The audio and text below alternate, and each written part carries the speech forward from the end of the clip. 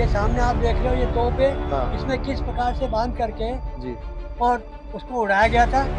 फिर ये अंग्रेजों ने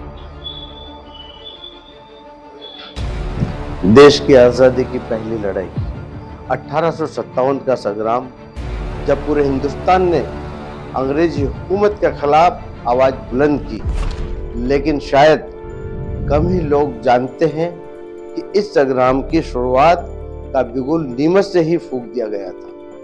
यह एक ऐसा बरगद का पेड़ है जिसने एक रात में 27 वीरों के बलिदान को देखा है। नीमच के इस शहीद स्मारक पर खड़ा बरगद का पेड़ गवाह है उस दर्दनाक और गौरवशाली घटना का, जब 8 नवंबर सन 1857 की काली रात में अंग्रेजों ने एक ही रात में 27 स्वतंत्रता संग्राम सेनानियों को फांसी पर चढ़ा दिया था। यह वही जगह है जहां देश की पहली लड़ाई का बिगुल गूंजा था।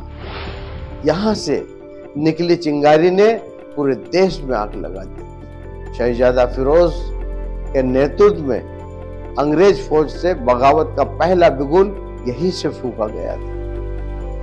मोहम्मद अली बेग, मोइनुद्दीन बख्शी, सरदार केसर सिंह राजपूत, गंगा सिंह, दुर्गा सिंह और कई नाम जिन्होंने धर्म और जाति से ऊपर उठकर अंग्रेजों को ललकारा। हिंदू और मुसलमान कंधे से कंधा मिलाकर आजादी की लो जलाते रहे। आज यह स्मारक सिर्फ एक जगह नहीं, बल्कि आने वाली पीढ़ियों को याद दिलाने वाला एक आईना है कि आजादी हमें यूं ही नहीं मिली, इसके लिए खून और आंसू बलिदान की कीमत चुकानी। नीमच का यह बरगद का पेड़ और शहीद स्मारक सिर्फ पत्थर और लकड़ी का ढांचा नहीं, बल्कि उन 27 बलिदानियों की अमर कहानी है जिन्होंने हमें गुलामी की जंजीरों से आजादी की राह दिखाई। नीमच सिटी का शहीद पार्क इस बात का सबूत है कि यहाँ पर 27 हमारे स्वतंत्रता संग्राम सेनानियों को 1857 में फांसी दे दी गई थी अंग्रेजों के द्वारा। 8 नवंबर 1857 को पहला ये मामला बना था और उसी दिन, उसी रात, यही रात में उन्हें फांसी दी। इस बारे में हम आपसे जानकारी चाहेंगे, अब बताइए। श्रीमान, 1857 की क्रांति अंग्रेजों के विरुद्ध लड़ी गई एक लड़ाई है, जो मेवाड़ मालवा दोनों प्रांतों की पहली गोली यहाँ नीमच से चली थी। और नीमच से चलने के बाद में यहाँ से क्रांतिकारियों ने कूच करते हुए, बिजोलियाँ होते हुए दिल्ली तक गए थे। परंतु किसी कारणवश अंग्रेजों के वापिस आधिपत्य करने पर जब नीमच में हमारी सेना वापस आई, तो यहाँ सैनिकों को जो गए थे उनमें से अधिकांश को यहाँ फांसी के फंदे पे चढ़ा दिया गया और एक आध को तोप के मुंह पे रख के उड़ा दिया गया। उसी की याद में हमने इस स्थान को, ये जो पास में वृक्ष लगा हुआ है, इसकी एक टहनी है जहाँ पे 1857 क्रांति पे फांसी चढ़ाए गए थे, उनकी एक टहनी अभी आज हमारे यहाँ पर है।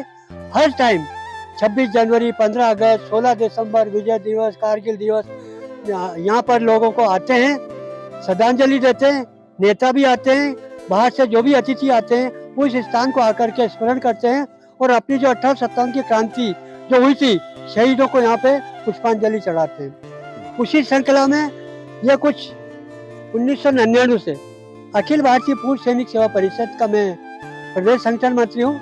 मैंने इस स्थान को देख करके, और बड़ी गुलानी हुई कि चारों तरफ इसके अतिक्रमण था, कोई जगह नहीं थी। विधायक जी दिलीप सिंह जी परियार 2003 में विधायक बने और बनते ही मैंने उनसे सबसे पहले एक कहा कि साहब, आप नीमच के निवासी हो, कम से कम अपने नीमच की धरोहर जिसका इतिहास गवाह है, उस धरोहर को सक्षम रहे, वो अतिक्रमण की अलग हो, इसके लिए आपसे सहयोग की अपेक्षा है। उन्होंने बहुत प्रयास किया। प्रयास करने के बाद में फिर इस स्थान को कलेक्टर के माध्यम से इस स्थान को व्यवस्थित बनाया और 28/3/2007 को माननीय मुख्यमंत्री जी से इस स्थान का अवलोकन कराया। इसलिए ये अपने स्थान पर आज भी अखिल भारतीय पूर्व सैनिक सेवा परिषद द्वारा यहाँ हर कार्यक्रम आयोजन किया जाता है, और आयोजन ही नहीं किया जाता है, यहाँ आम जनता को और नेताओं को बुला करके स्मरण रहे इसके लिए श्रद्धांजलि भी दी जाती है। दादा, आप एक चीज और बताएं कि ये शहीद स्मारक जो है ये नीमच के लिए एक यादगार स्मारक है जी। और हमारी आने वाली जो पीढ़ी है, जनरेशन है, उनके लिए ये प्रतीत होता है कि हमारे पूर्वज किस तरह देश की लड़ाई के लिए लड़ते लड़ते शहीद हो गए थे। हमें ऐसा लगता है कि यहाँ विकास की काफी कमी है, जबकि नीमच शहर का सबसे चमन और विकसित इस बगीचे को होना चाहिए था, इस शहीद स्मारक को होना था। इस पर आप क्या कहेंगे? महोदय जी, हम यहाँ कार्यक्रम करते हैं और रन फॉर विक्ट्री, यहाँ हम 16 दिसंबर जो 71 की लड़ाई में 93,000 सैनिकों ने जो आत्मसमर्पण भारत में किया था, उसकी याद में नीमच में हम विजय दिवस मनाते हैं। और विजय दिवस मनाने के साथ में उसके एक दिन पहले रन फॉर विक्ट्री, सभी बड़े विद्यार्थियों को, आम लड़कों को बुला करके हम रन फॉर विक्ट्री करा करके, ताकि वो लड़के भी इस स्थान को पहचाने और अपनी परंपरा जो है उसको जाने। इस विषय को लेकर विद्यार्थियों में भी हम देते हैं, बालिकाओं में भी देते हैं। 16 दिसंबर विजय दिवस आम स्कूलों में मनाने के बाद में हम यहाँ भी बुलाते हैं और यहाँ समय समय पर हम कार्यक्रम करते रहते हैं। लेकिन शासन नगर पालिका का जो है वो इस पे ध्यान दे, इसके लिए कितनी बार हमने उनको अवगत कराया है, लेकिन चूंकि अब वो नगर पालिका है, अब उनकी इच्छा से जब भी आएगा, समय आएगा, तब वो इस पे ध्यान देंगे तो और अच्छा और सुंदर बगीचा बने। आम नागरिकों से सबसे भी मेरा अनुरोध है कि इस स्थान को सुंदर बनाने में सभी का सहयोग प्राप्त हो। जय हिंद। दादा, आपने बिल्कुल सही कहा कि पाकिस्तान के जनरल नियाजी ने 93,000 सैनिकों के साथ आत्मसमर्पण किया था। ये बात बिल्कुल दुरुस्त है और ये हमको 16 दिसंबर को ये पर्व मनाते रहना चाहिए, ताकि हमारे नौजवानों को ये पता चले कि किस तरह पाकिस्तान हमसे हमेशा मात खाता रहा और किस तरह उसके जनरल नियाजी के सैनिकों, 93,000 सैनिकों ने आत्मसमर्पण किया था। ये बहुत बड़ी बात, आपने बहुत ही महत्वपूर्ण बात हमारे चैनल को दी।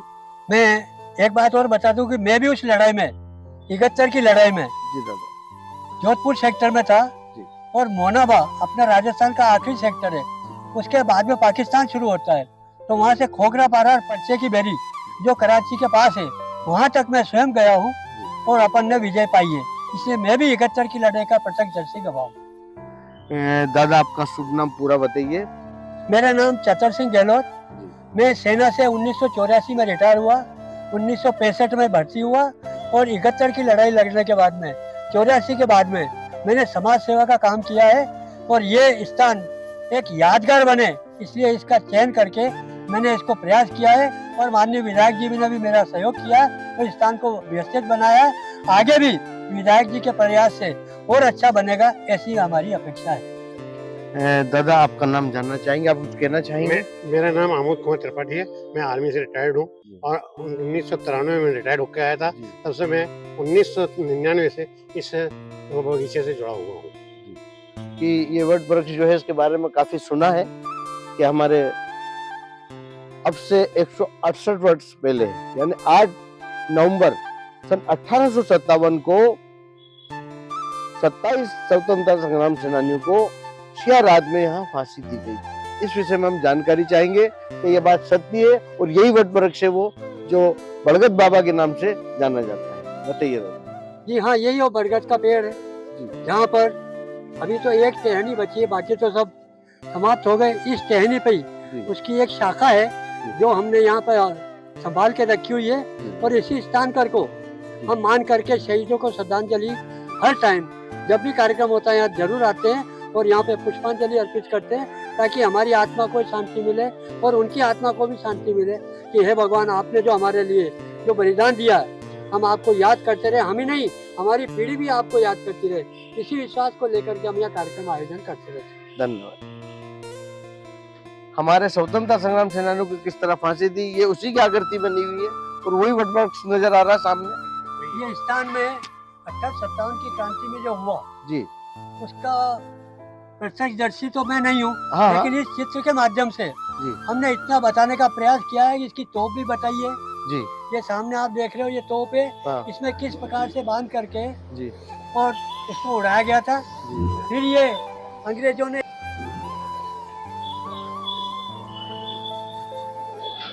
कैमरा पर्सन अबरार कुरैशी के साथ मैं मजहर चौधरी, आप देख रहे थे न्यूज पैलेस इंडिया 24।